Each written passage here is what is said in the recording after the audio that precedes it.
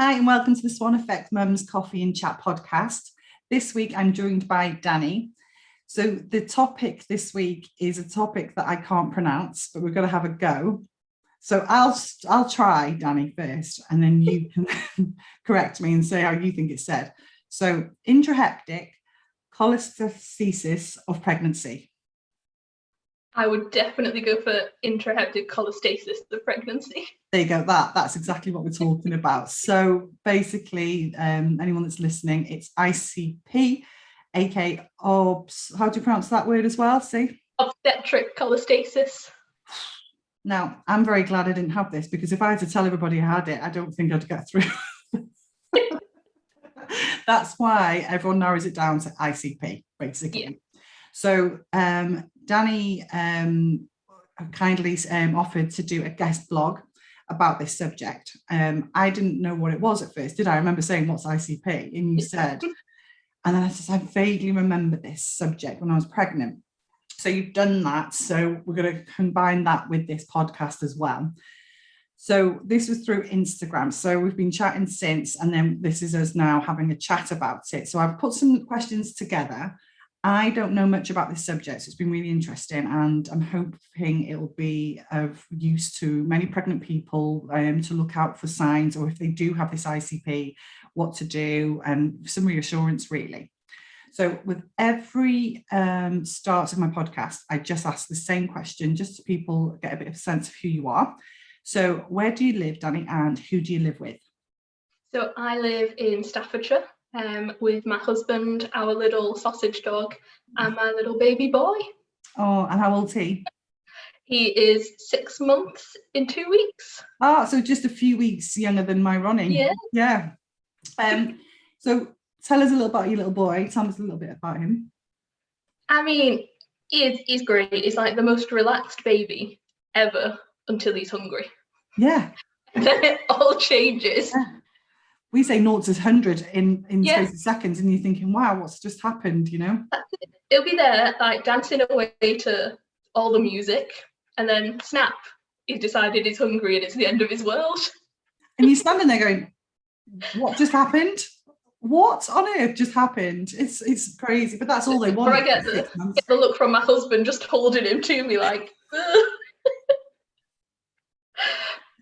I think you can tell, like, you know, mine's the same. And I think most, well, I say this, some listeners are like, no, mine isn't. But I've noticed that my 2 newborns were really chilled.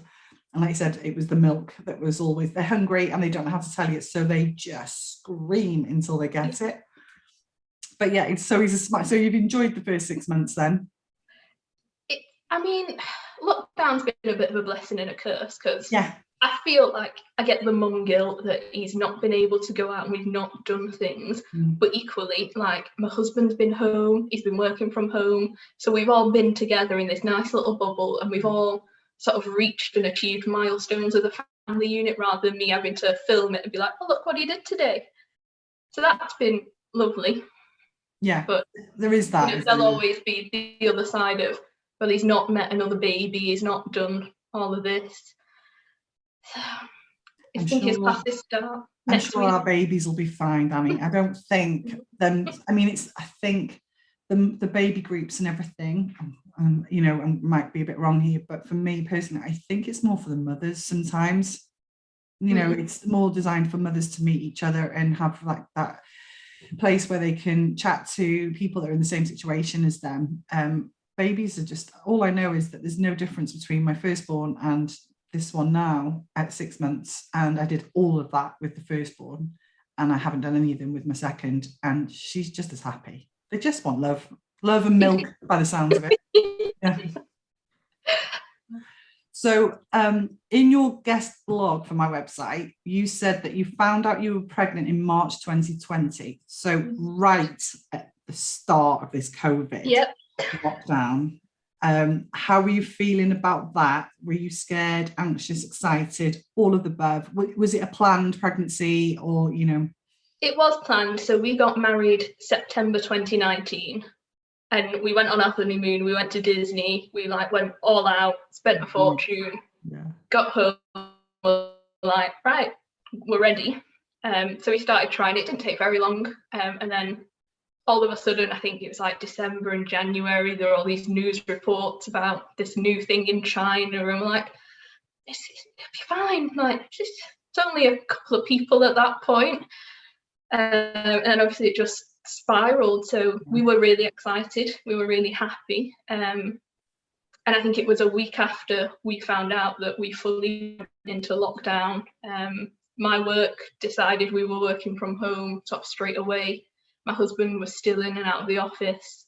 And I sort of just had to have those conversations a bit sooner than I would have wanted.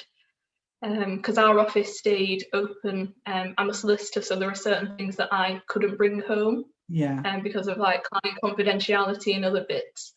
But equally, our office, as soon as Boris said pregnant women were high risk, our office had sort of said no pregnant women can come to the office. And I think I was about 7 weeks. Yeah, I was 8 weeks pregnant. I think 8 weeks, 9 months pregnant. And I had to have that conversation with my boss. I hadn't even told my mum. No. Call me superstitious, but I like to wait until 12 weeks, and it was just awkward, especially over the phone. I know. They got over it, didn't they? Here we are. They did. They were great. Yeah. So they brought all the stuff home, and people were ferrying things to and from the office for me, so it was fine.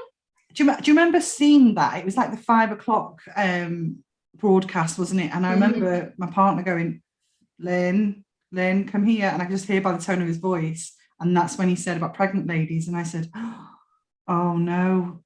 Oh, right. Okay. And I thought, and it was all these emotions. One, the first thing was really scared because I didn't know what it was, what this virus was, and it's the minute you're pregnant, it's weird. You do care about yourself, obviously, but your priority is that little being inside of you. And it's just so scary. But at least you got to all of a sudden, like my world became my living room walls. And that was it. Still is, though, Dani, to be fair.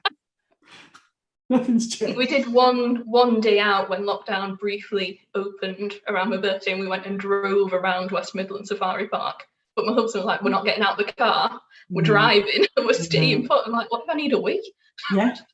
which is, let's face it, that's a very high probability of that needing to need a wee when you're pregnant, isn't it? God blimey. So I remember the midwives asking me basically if I had had any itching during both the pregnancies. And I knew that like severe itching meant you had to get checked out. It was more, I think, if I remember rightly, this is me going off my memory, it was like the hands and things like that. I never experienced it. So I didn't think much about it. I remember the last pregnancy I got an itchy scalp, a really itchy scalp, but that was pretty much it. So tell us about ICP and what it is and how common it is for pregnant women. So it is, like you say, is itching, which is commonly like the hands and the feet. But there are other symptoms to look for, things like jaundice, dark urine, things like that you might notice. But by far, itching is the most common. And it does affect about 1 in 140 pregnant women. That's a lot, isn't it? Yeah. It's a lot for the fact I didn't know anything about it before I was diagnosed. Really? I didn't have a clue, because when I found out, obviously, we'd gone into lockdown, I hadn't met my midwife until I was sort of 13 weeks. It was a really long time. It'd been over the phone. And I was fine at this point. I was absolutely fine, but no one had said, these are things to look out for. I think everything felt very rushed because it was COVID.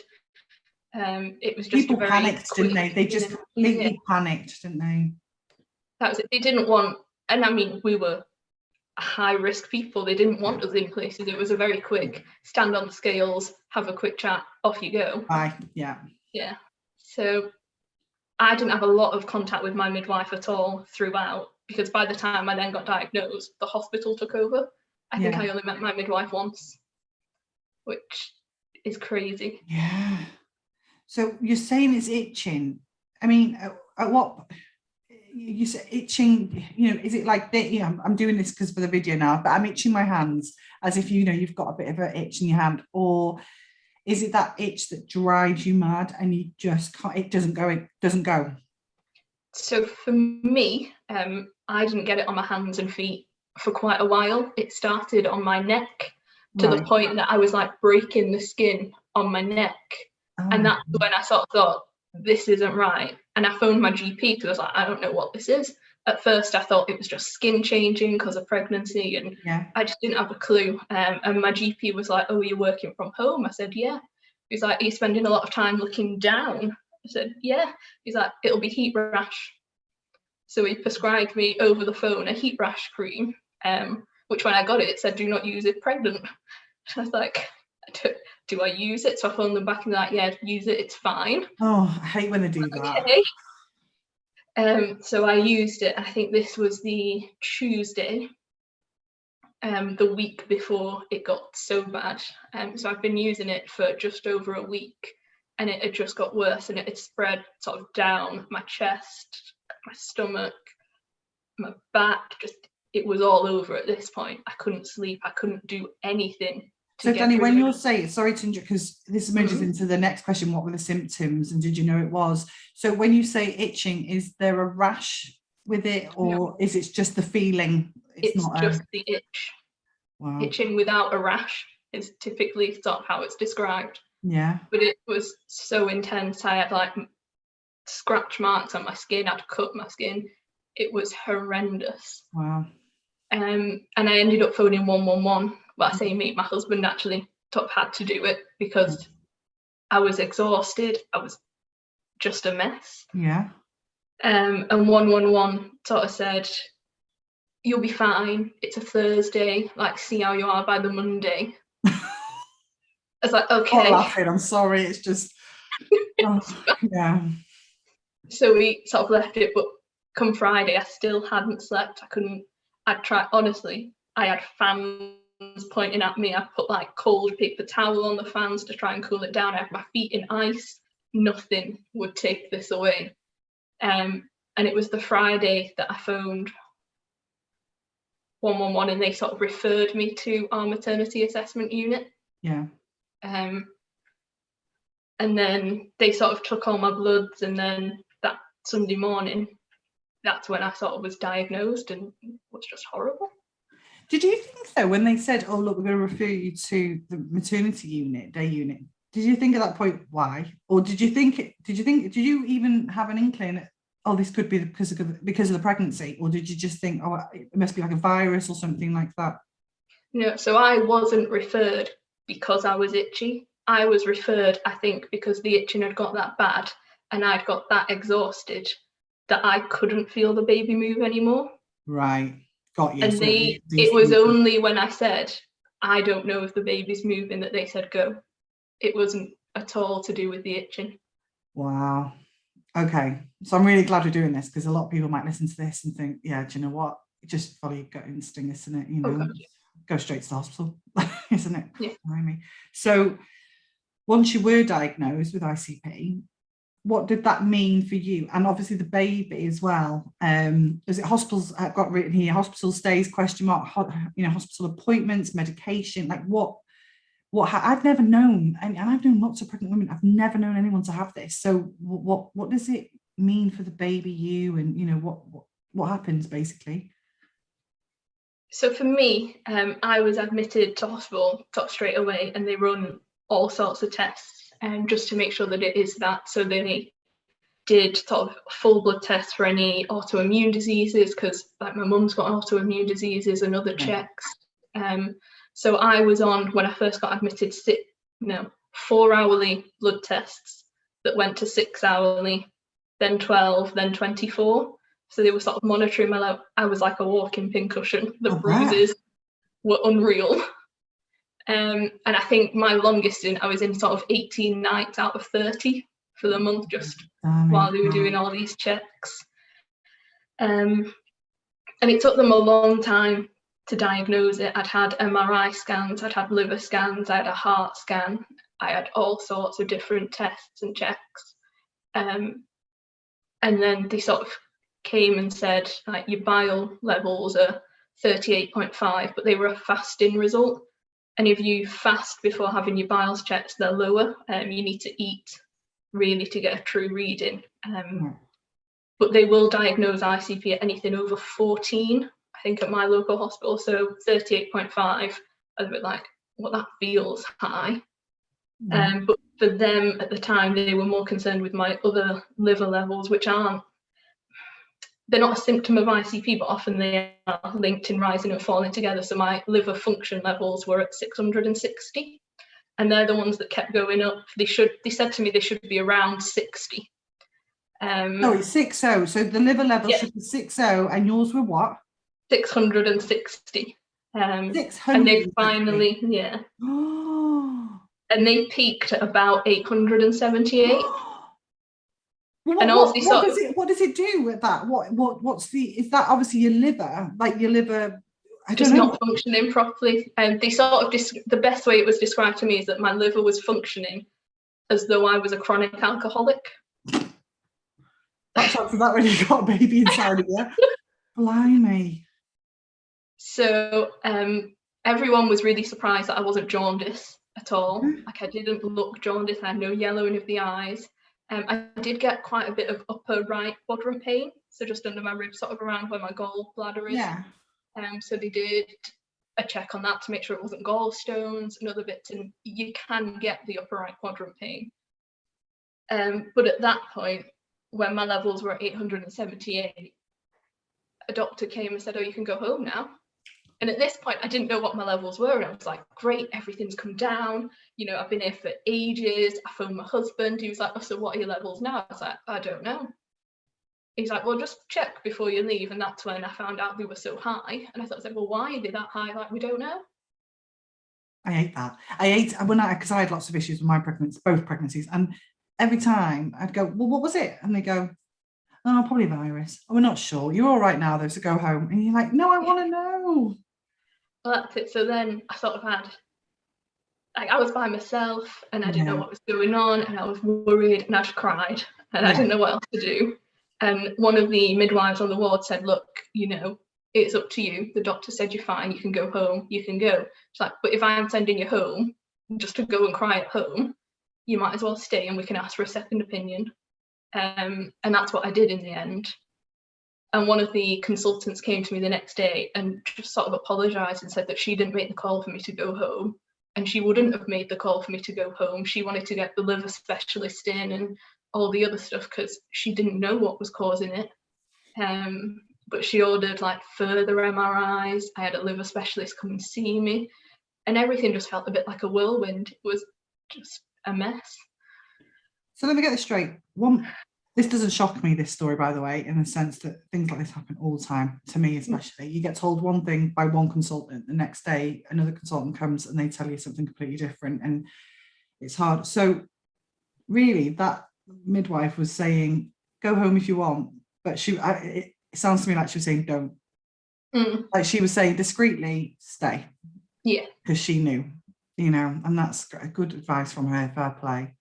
And I think I was fortunate in that sense because it is really hit and miss in terms of who knows what ICP is and what ICP isn't. Because I think I referred in my actual blog, when I was diagnosed, it was literally a case of, you've got ICP, we call it obstetric cholestasis.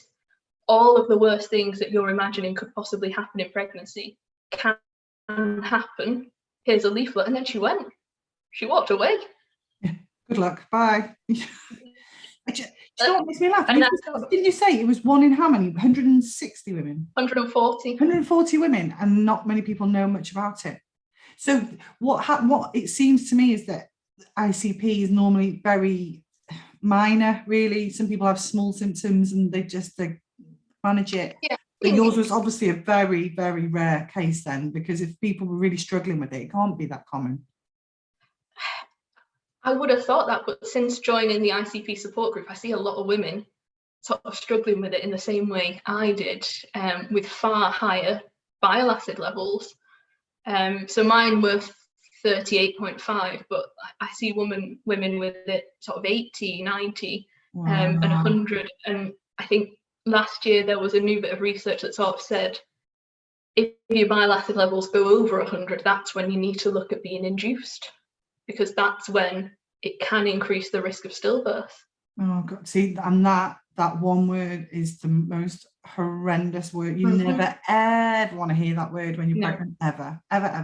Oh my God, that sounds horrific. And it's like, it's hard because, like you say, you didn't know anything about it beforehand. I didn't really, to be honest. And when you don't know anything, you are literally in their hands. You just take what the doctors are saying as gospel. And what I found hard with being in that hospital for other reasons myself was that you'd get told something one day in the hospital, and then you'd phone up your partner and your mum, and you'd try and remember all the medical words and try and relay it all. And then they'd ask you questions, and I'd go, I don't know, I didn't ask. And then by the time you see someone else, it's a new doctor, so you ask them the question, and then they go, oh, like you said, no, you'll be able to go home tomorrow. And I'm like, but the guy before you said I'd be here for a few days. No, you'll be fine. So it's really hard when you're in hospital, especially during lockdown, because you don't have the visitors coming in to support you, do you? And I mean, the hours and the nights that my husband sat in a car park, because we didn't know what was going on with me. No. He said, you might go home today, you might not. And it was just crazy.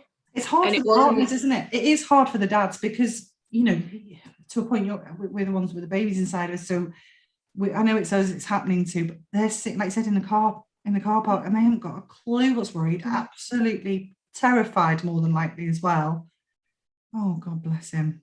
So what was your last few weeks of pregnancy like with this? So once they suggest you've got this, what happened then? You know, how many weeks pregnant were you at that point? I was 25 weeks when I was diagnosed. Wow, so 15 weeks to go, really. Yeah. So I stayed in hospital at the time because I wasn't 26 weeks. They couldn't put me on the monitor. Yeah. And they had to sort of manually check the baby, and that was, they checked him twice a day, because it was very much a case of, it can, like, reduced fetal movements can be felt, and the other concerns were babies can pass meconium, like lots of different sort of issues that they could have. So they arranged sort of another scan for me just to make sure the baby was okay. And then once I got to 26 weeks, they could put me on the monitor. That was a twice a day thing, still with all of these blood tests. And I think the hardest thing about the blood tests was I knew at this point, I knew my liver levels were sort of skyrocketing. Yeah. But I almost didn't care because they were a risk to me rather than the baby. Yeah. And at that point, my concern was the big blood bile acids, the things that were a risk, they only do once a week. Yeah. So they were doing my liver levels every 4 hours and my bile acids weekly. And I didn't know if they were skyrocketing at the same rate my liver levels were. I didn't know if they dropped. I didn't have a clue. And it sort of, because the new research about over 100 is new research, it always used to be the case of like over 40 or over 60 is when it becomes a risk. And I was so close to that 40 mark at 38.5 that was a fasting result as well. I was like, mine could be that high and I don't know. And you sort of just lay in an empty room with all these thoughts. But when I got discharged finally, it was very much a case of you're discharged, but actually I had to go back to hospital every week for a daycare appointment where they would take more blood tests, do more monitoring. I had fortnightly consultant appointments and fortnightly scans. So the end of my pregnancy felt very busy and sort of just full of hospital appointments, which, I mean, I enjoyed the scans because I enjoyed seeing him. You get to see them. Yeah, that was one of the benefits, isn't it? You know, it's, if you see them, you know they're okay. Yeah, and I find it weird that like you get to halfway and everything stops. So the scans were at least reassuring. Yeah. But it was a difficult one because they were like, you know, when I first got diagnosed, they said, you'll probably be induced at 37 weeks. As I went on, my levels fluctuated a lot and there was talk of inducing before 37 weeks. And at that point, I was like, I'm a first-time mum. I can't be a first-time mum to a premature baby. I don't know what I'm doing. Yeah. So my mum, bless her, went and just got a bag of like second-hand premature baby clothes because we just didn't know. I had my bag packed and we just waited. So what does it mean for ICP? So can you have babies naturally? So they say induce you, so you can give birth naturally? You can, and there's a big move towards that now with this new research of if your levels are below 100 and you want to give birth naturally, then push for it. If you want to have a water birth, there's no reason why you shouldn't be able to, as long as the team know that you've got this condition. Yeah. As long as you're comfortable and you're happy, push for the birth that you want. For me, I sort of got to 37 weeks and I was like, I thought it was a great milestone. I was like really excited for about 10 minutes. And then I sort of read the additional, it's after 37 weeks that it can become a risk. And that's when babies are more likely to pass meconium. And that's when the stillbirth risk increases. And at that point, I was like, well, should I be carrying this baby any longer? Is it not you don't need for him to be out? Yeah. And I had a really long, and I have to give credit to my consultant, I had a really long conversation with him at my 37-week appointment. And he let me phone my husband, so he was on loudspeaker, so he could ask all the questions that I wasn't thinking about. Yeah. And that he was good. He saw me every week, the same consultant, because he realised there'd been a bit of a mismatch in the care that I'd had. Mm-hmm. And it needed to be centralised, and he was that person. And he stuck to his word. And while I was in the room with him, he booked my induction for 39 weeks. So on the day, that was when it was booked, he gave me all of the paperwork to take home so that I had it, so I wouldn't need to find someone to write the prescriptions and everything else when 39 weeks came. And I mean, I've been taking a lot of medication up until then. So the main one that I had was ursodeoxycholic acid, or URSO for short. These are all very long words, aren't they? Wow. Okay. What's that? Like a tablet? Yeah, like a big tablet. I had to take 1,500 milligrams 3 times a day, so 3 tablets 3 times a day. Wow. Along with that, like an antihistamine to help stop the itching. For a little while, I was on vitamin K because it can cause a vitamin K deficiency. I had creams to try and help with the itching. I had extra vitamin D. I had all sorts. I just had a bag of tablets that I carried with me wherever I went. So, quick question that isn't on my list. I'm just, like I said before, I'm a bit of a freestyle. I talk and then I'll think of other questions. Does the itching stop at all? If someone gets ICP, does it ever fully go? Were you itching up until 39 weeks?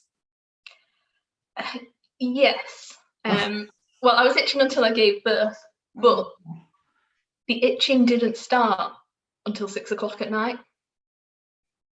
Why is that? Because your medication had run out or something?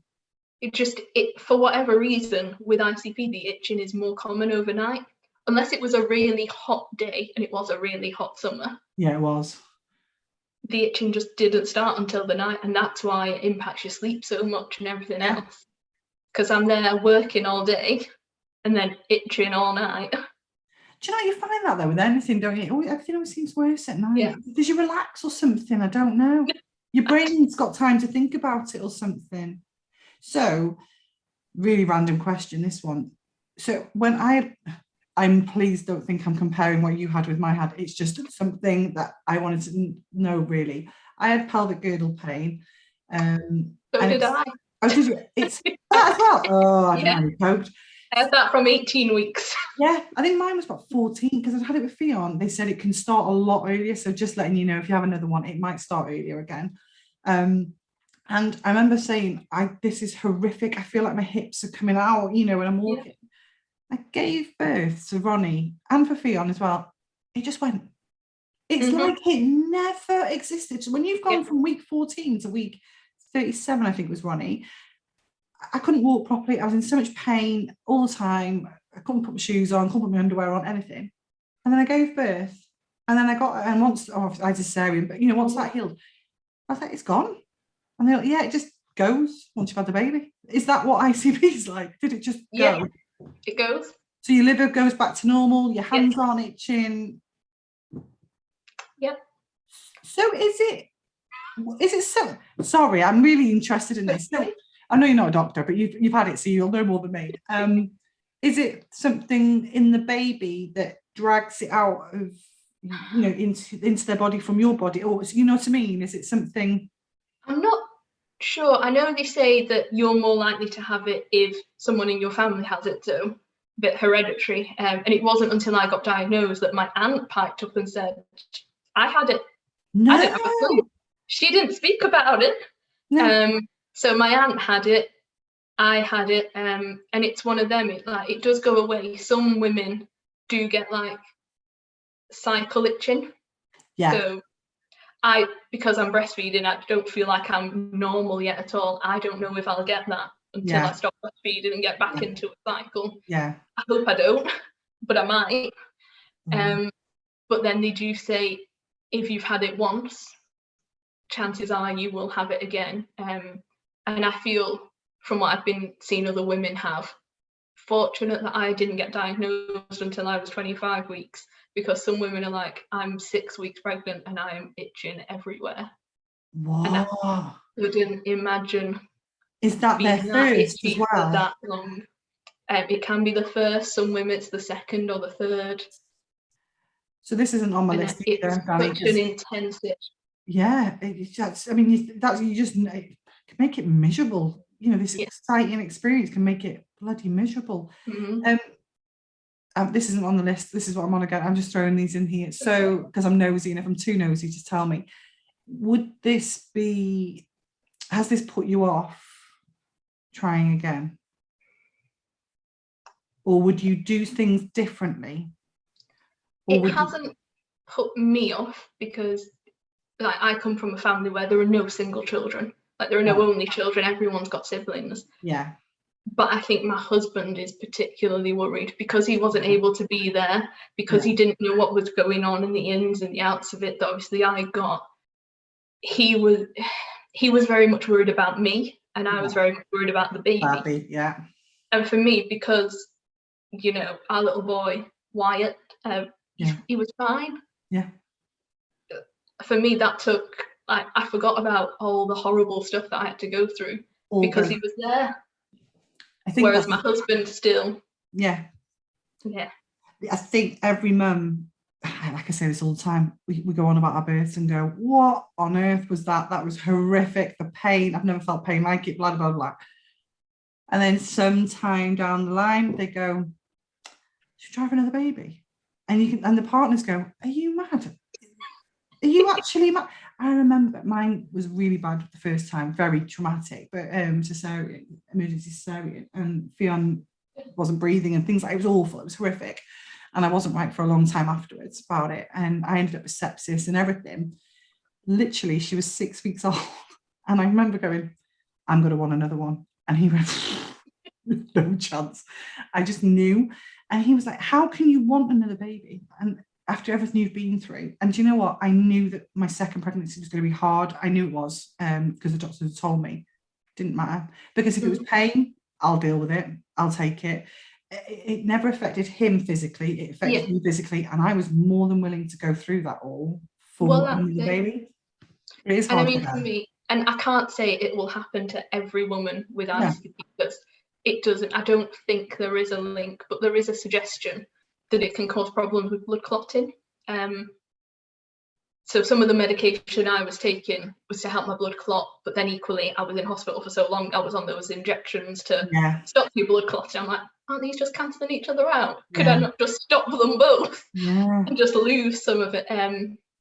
But what actually happened, so I didn't make it to my induction date. Wyatt came spontaneously. But at the point of my waters breaking, and I didn't put this in the blog because I didn't know if it was a bit too TMI. I don't want to read this. I had an antepartum hemorrhage. Oh wow. So I hemorrhaged in bed the morning that Wyatt arrived. Yeah. That's a lot for your husband to see, isn't it, to be fair? Yeah. So yeah, and at that point, obviously, because that had happened, and I sort of feel like I needed to have a conversation with someone afterwards about that, but that wasn't a service that was ever offered, and I don't know if that's because of COVID or if that's just not something that's done. But I remember there was this particular, this is going to be really gross, I'm going to call it a clot. I don't know if it was a clot, but it was big, and I was really worried. I had something similar with Ronnie, and I freaked out Yeah, it was like, you know, it looked like a liver. Yeah, yeah, it was meaty. Yeah. Sorry, no, that's gross. Do you know what? If anyone's listening to this and they feel by it, then, you know, great for you. You've had a perfect, clean pregnancy and birth. Well done. We haven't, so carry on. No. And it, like, I was at home and it was there, and my husband, bless him, was like, I don't want to alarm you, but this is here. Like, I don't know what it is. The paramedics didn't know what it was. I think it's just congealed. I don't know. He popped it in a sandwich bag and was like, you should take it to hospital with you. I'm like, I'll take a picture, thanks. I didn't take it. I took a picture just in case, but I didn't take it in a plastic bag. No, thank you. Oh. I was telling the midwives this, they're like, no, you should have brought it in. We love seeing stuff like that. So, you know, if it happens to anyone else, feel free. I wasn't doing it. It Dani, wasn't going in my handbag. You work in an office, I work in an office. We're not nurses. We you know, we're not built for this sort of thing, are we? Bless us. So, yeah, I get it though. You know, it's hard for partners because, like you said, they're outsiders looking in, and their main concern is you. You know, and me and you, and I get that. You know, so I was just wondering, is it something that is a possibility if you got pregnant again, and you know.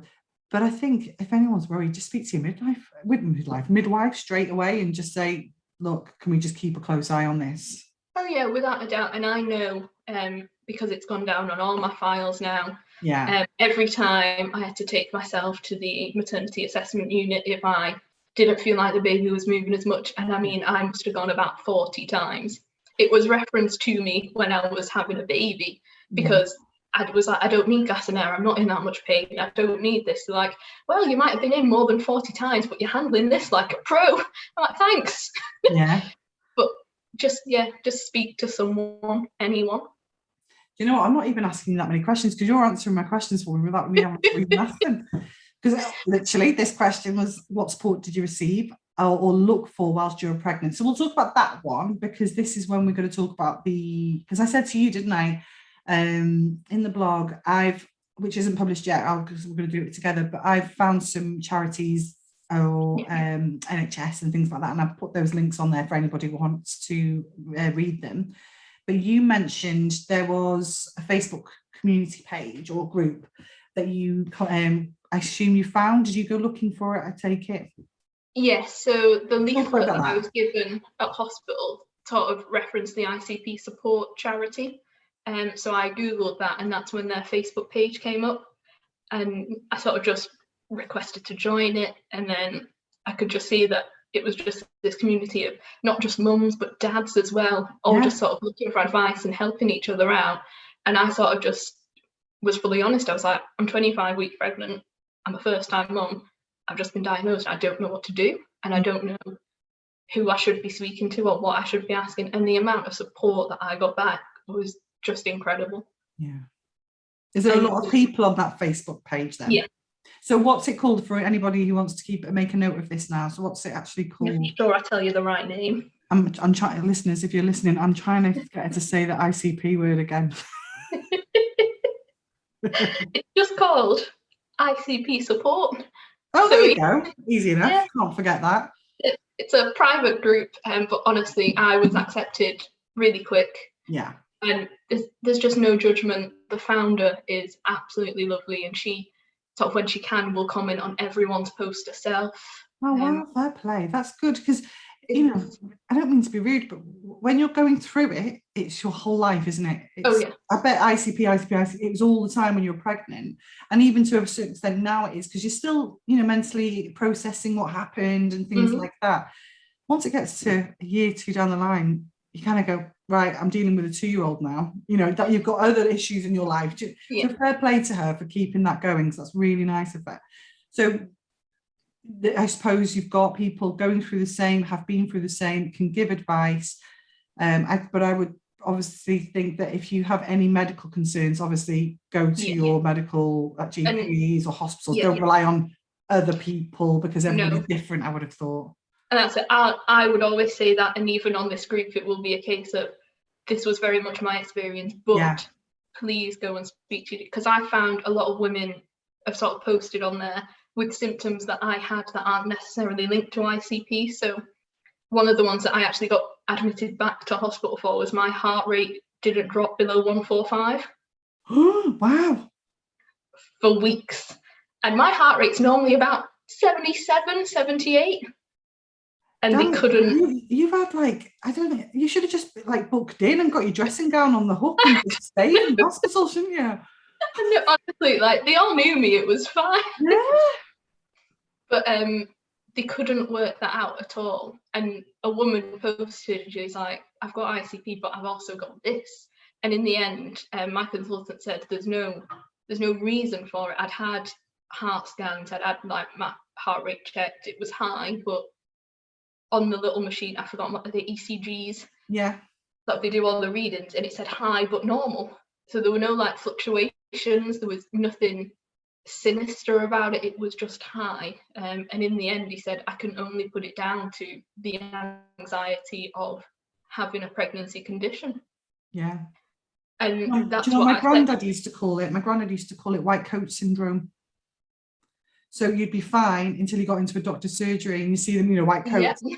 And then your heart rate would go really high or your blood pressure would go really high. And that there was no medical condition. It's just, like I said, anxiety, nerves, things like that. It can cause it. That's it. And I mean, it got like really, in terms of me having to be kept in, it was happening quite a lot. In the end, he sort of just put a note on my file to say, if you want to keep her in, speak to me first. Wow. Because I sort of said to him, if I'm just in to lie in a bed, I'd rather do that at home. Yeah, and your comfort of your own home, isn't it? Like I knew they'd said, keep your threshold low, come in if you've got any concerns at all. And I did all of that. So I was comfortable doing that. But I know there are a lot of women that wouldn't be. No. And that's why I guess they're there. The beds are there for you if you need that. But I've just been in for that long. And maybe it'd be different if it wasn't COVID and I could have a visitor. Yeah. And I didn't have to have a COVID test every time I went in. They're not nice. They're horrible. Oh. Awful. So the last question, if any pregnant ladies are listening now, what advice would you give to them if they're experiencing itching at the moment, and what are the signs to look out for, and when should they seek advice? Now, we've talked a bit about this now, but at what point would you say go and see a midwife rather than go and see a GP? I'd probably say go to the midwife. I mean, when it's sort of a very personal thing, isn't it? But when that itching is either severely on your hands or your feet, or severely anywhere in your body to the point that you're like, I can't cope with this. Yeah. If you think, you know what, this isn't right, just trust that it's not right and go and get it looked at. Because at the end of the day, if you go and you're absolutely fine, no one's going to mind. No. But if you go and you need some treatment or you need some test doing, then that's what they're there for. Yeah. I said, oh, I feel silly coming in. And they're like, no, don't ever, ever, ever apologise for coming in, ever. Like they're always so good, aren't they? Yeah, and I mean, the midwife, and I mean, I got to know them all really well. But they sort of always said, you know, we'd much rather you come in 10 times and be okay 10 times than not come in once and have something go wrong. Yeah, absolutely. Bless them.